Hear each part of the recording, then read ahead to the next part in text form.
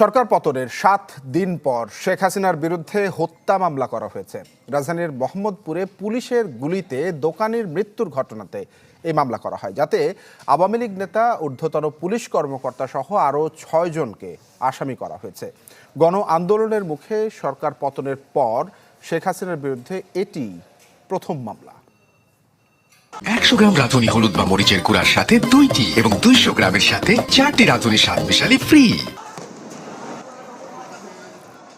কোটা আন্দোলন ঘিরে সারা দেশে মারা যায় 500-র বেশি মানুষ। 19 জুলাই রাজধানীর বসিলায় গুলিতে মৃত্যু হয় এক দোকানির।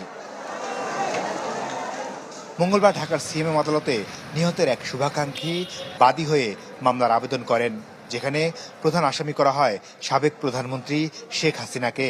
অন্য আসামিরা হলেন আওয়ামী লীগের সাধারণ সম্পাদক ওবায়দুল কাদের, সাবেক স্বরাষ্ট্রমন্ত্রী আসাদুজ্জামান খান কামাল, সাবেক আইজিপি চৌধুরী আব্দুল্লাহ